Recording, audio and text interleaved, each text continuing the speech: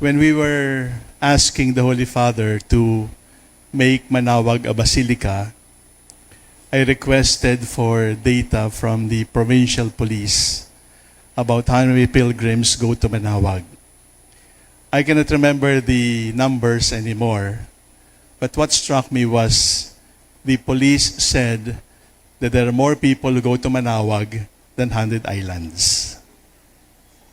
Although 100 Islands is a place of recreation, Manaoag is a place of prayer and religion, there are more people who come to the church than to the resorts of 100 Islands. So why do people go to Manaoag? Some of you, young people, will say Manaoag is very near Metro Manila. But you must remember that 100 years ago, there was no NLEX, SCTEX, and TPLEX. But even then, our ancestors were still going to Manaoag and venerating our Virgin because of only one reason. They have a mother calling them to go to Manaoag.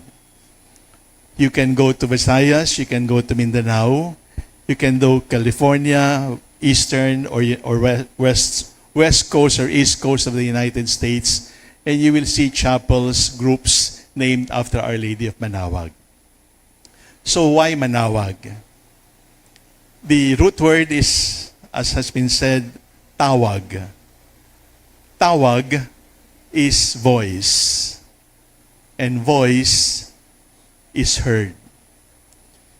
We need Manaoag in 2026, 100 years after the coronation, because there are so many voices wanting to be heard, competing for our attention, and competing for our belief.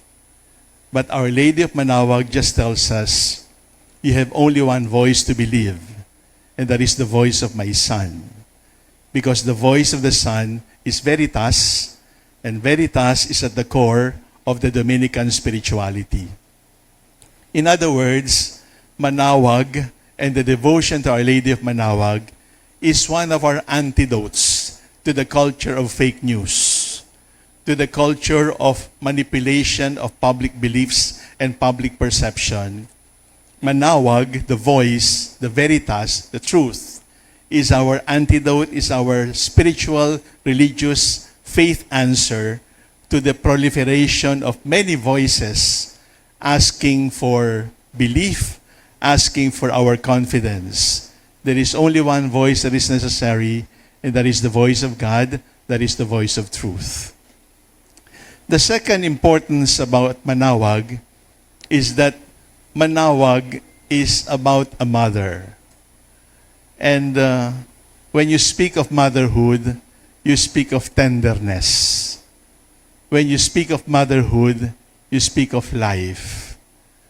Our generation, not only in the Philippines but worldwide, has eroded the understanding of tenderness and has put tenderness as a weak point. But tenderness is a strength, and only strong people can really be tender. In the age of terror, in the age of wars, the message of tenderness of a mother is our cure. Look at those responsible for wars. They are all men. I think we need women who show tenderness, who show motherhood, who show how it is to be sweet, to be compassionate, to be life givers. The third meaning of Manaoag for our age is when you see the image, you're just inspired to pray. You're just inspired to pray.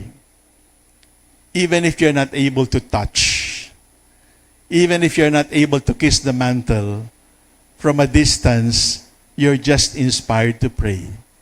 You can look at the lady, close your eyes, meet her in your closed eyes and silence, and you know that you already have an encounter. So what the world needs now and what the Philippines needs now is what Father Patron said, a world at prayer is a world at peace. Peace is a problem worldwide. And peace is also a problem in our country. And we need to celebrate in 2026 Our Lady of Manaoag, because Manaoag is the voice, it is the voice of truth. Manaoag is the voice, it is the enemy of lies. Manaoag is a mother.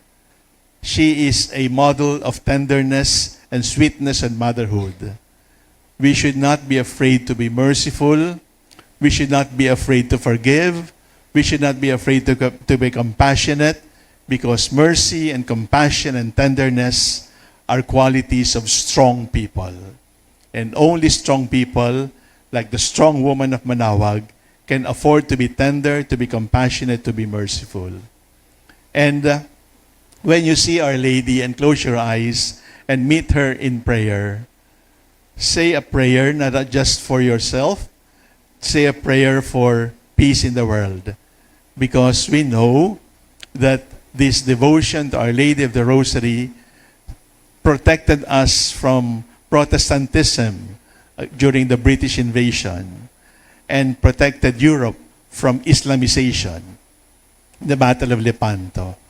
So, if there is to be peace, it will come from God through the hands of Our Lady. If we want truth and to overcome the culture of lies and fake news and manipulation by statistics, it is the voice of Our Lady that we must listen to.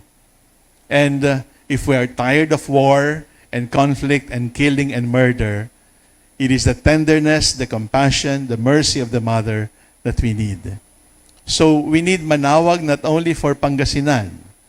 We need Manaoag not only for the Philippines. We need Manaoag for the whole world. Because the call of Manaoag is for truth. The call of Manaoag is for tenderness and mercy. And the call of Manaoag is peace through the power of prayer. So thank you for coming, and we look forward to your full cooperation. We will be partners in making the message of Manaoag known to the Philippines and to the world.